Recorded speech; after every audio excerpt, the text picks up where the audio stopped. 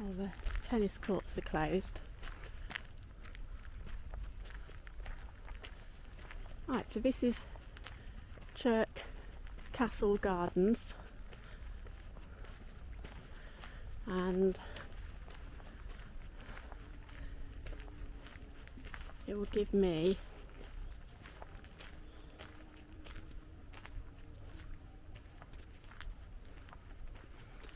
lots to think about with my own garden.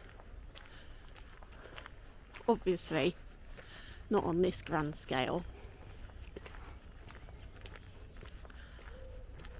because I have got a large garden, but not this size.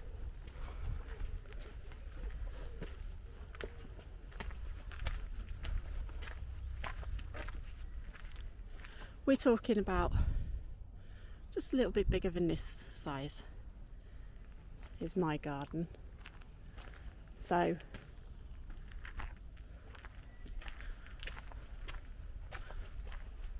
I'll have to miniaturize it all.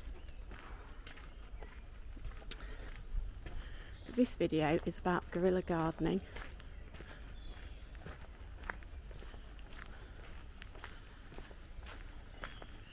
And it's one of the things which I'm doing as sort of like a preparation thing. I've really got into gardening, and that's mainly because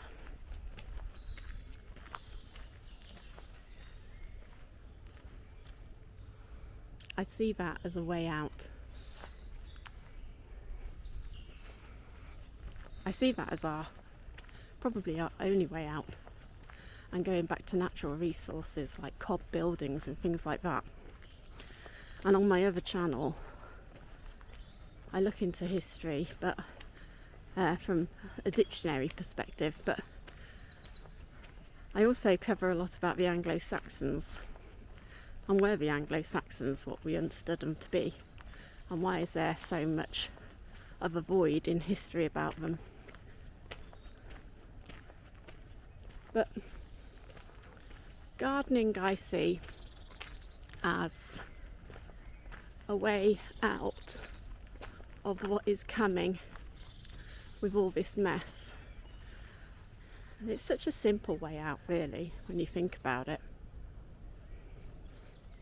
It's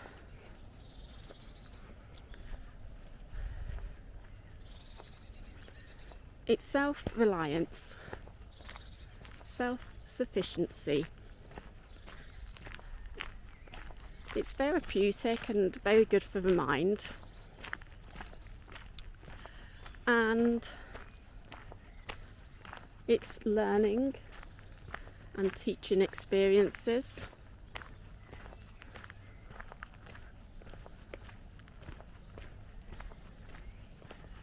So it's very useful, really, to have the ability to garden.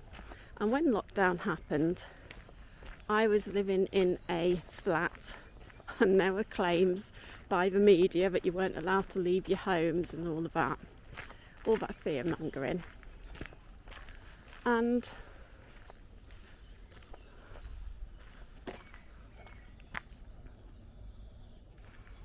I didn't stay in the flat. I took my son to Chester, which is a place where my granddad used to take me. And in Chester there's something called the Rose. It's like an medieval indoor shopping centre, basically.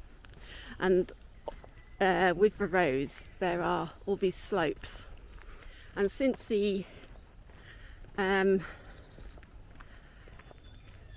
closed off and barricaded off all the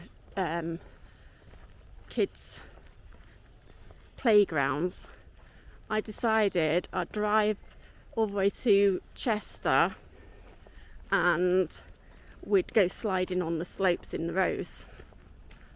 And that's what we did, and it was dead empty there, but there were people around. And then I bumped into this man who I started talking to, and he told me some really fascinating things about the last pandemic, which was the Black Death, and the Duke of Westminster, who's related to the Rothschilds. And I'll link to that video in the description below. But for about 4 or 5 years now, I've been doing guerrilla gardening, and my gardening is not as pretty as this, because this is just stunning and beautiful. This is what I want for my garden, but I know I can't manage it because I don't have a size for it, first of all. But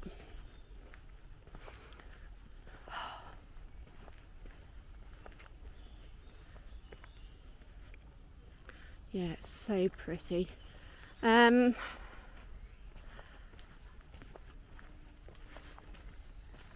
been doing guerrilla gardening now for about 5 years. I started off planting the plants in the parks, like the public parks, but that's not a good idea because the caretakers and maintenance ground workers will remove they'll remove it all as they clear up around the place. So there's no real point in planting in those sorts of manicured parks.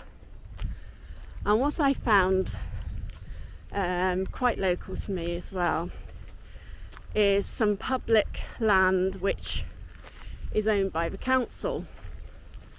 So I've actually started planting fruit trees, hazelnuts, sweet chestnut trees, all sorts of different trees, all for ensuring that there's a food source if anything does go down and I'm not able to afford, you know, the pheasants out. On the basis that I'm not able to afford foods. And I've been doing that for 5 years, so they are starting to mature. But some of them have died. Some of them are still alive, which is good. But very few. So I was able to buy hedging, basically, is really a good way to do it, because I was able to buy a bundle of bare root hedging, such as hazelnut, for like £1 a sapling, and I bought 25 of them. I think several are still alive in this area, but some of them have recently disappeared or been chewed off, and it does look like there's a rabbit in that area.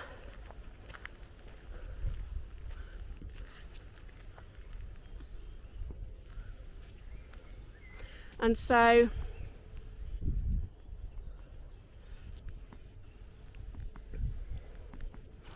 it's just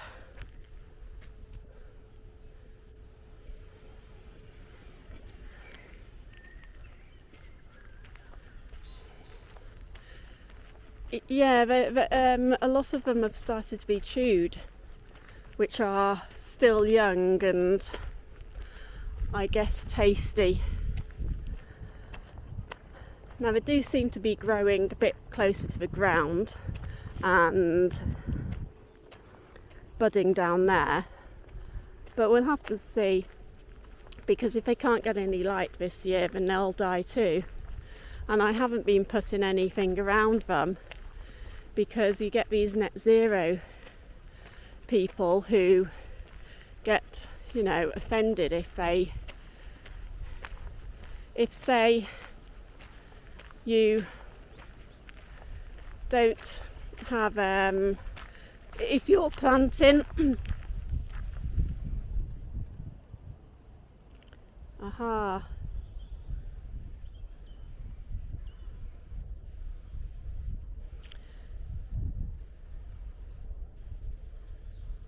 Wow, £258. Let's have a look at it.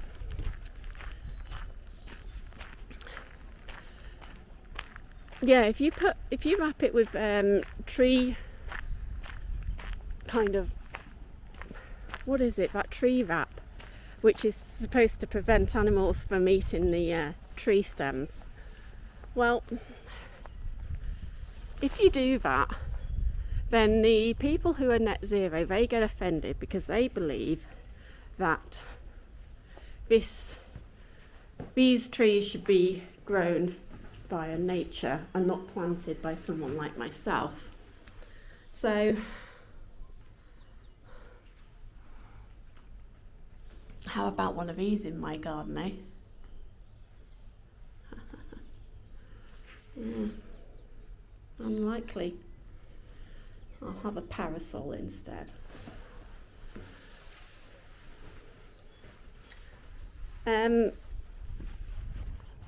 Yeah, they get very offended if you plant the trees for yourselves. So you have to keep that sort of stuff under wraps as well, because people can be very extreme in their views. And I have had some of the trees receive arson attacks. That might be more down to teenagers.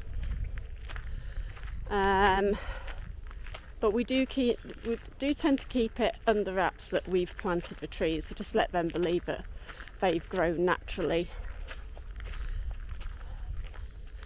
Then there'll likely be no sort of threatening or, you know, recoil at gasping sort of frantically. What are you doing planting plants in the ground?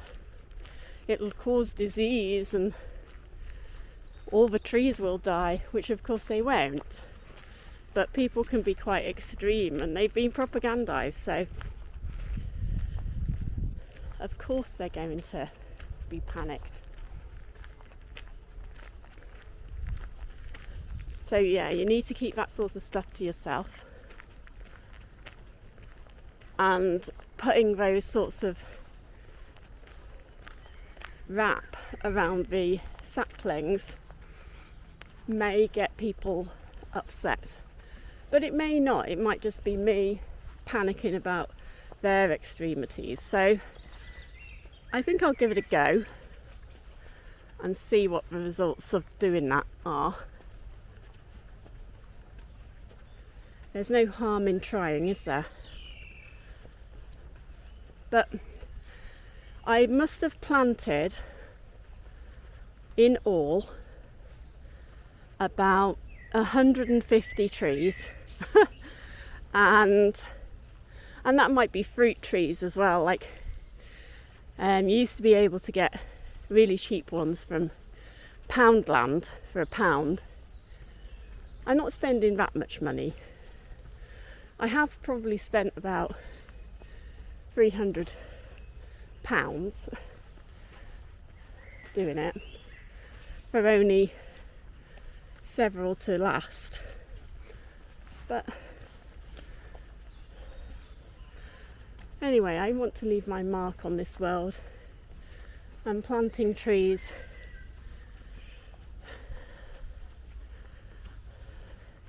Hello, hello, hello. What have we got here? Ah.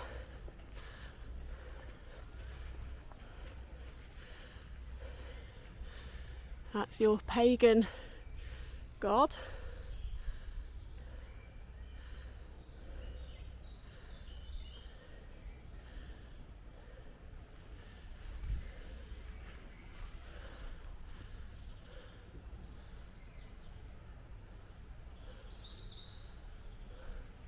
There's quite a lot of paganistic stuff here, I have noticed.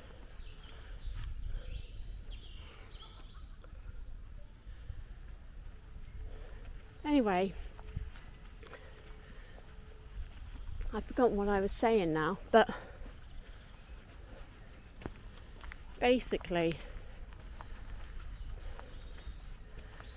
some of them aren't surviving.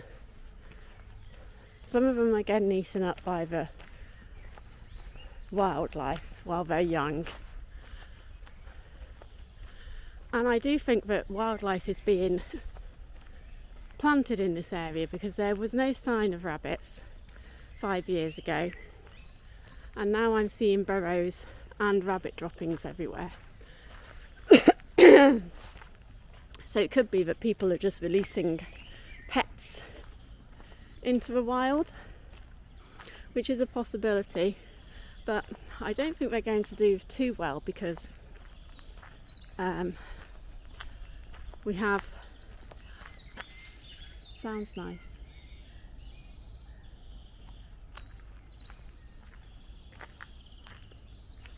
distracted by the bird song. But we have a fox or two in that area, so they're not going to survive for too long, I don't think.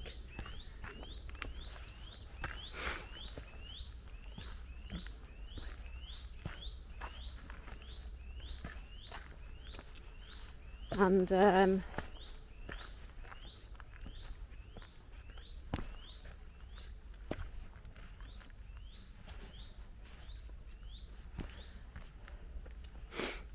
with that in mind, trees might start growing again.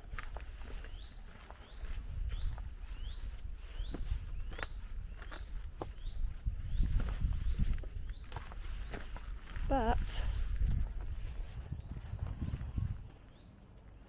we'll have to see.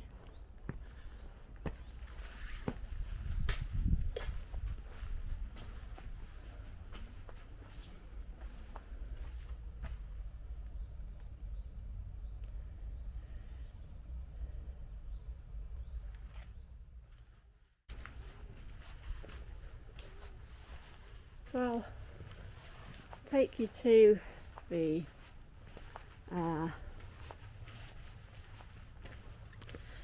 Guerrilla Gardening spot at some point, just because I think it's so important to what smells of, I can smell this sort of marijuana smell. I think it's the plants though, I don't think it's someone smoking.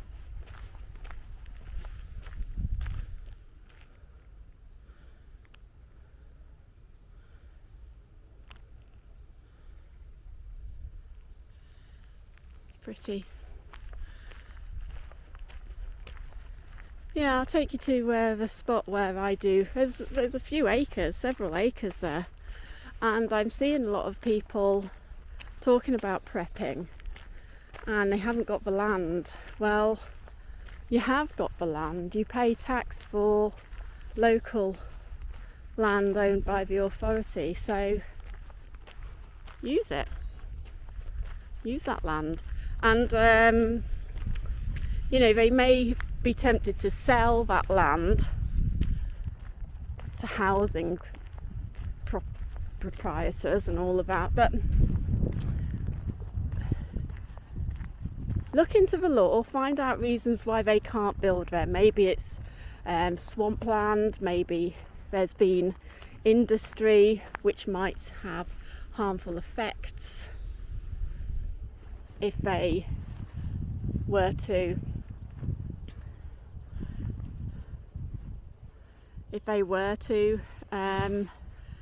build on it. Maybe there's toxins in the ground. So whatever reasons you can find, just list them out and make sure that you get your piece of land that you pay for. You pay tax for it, so get it. Anyway, this is the end of that one. Please think about guerrilla gardening in your methods of prepping. and being self-reliant.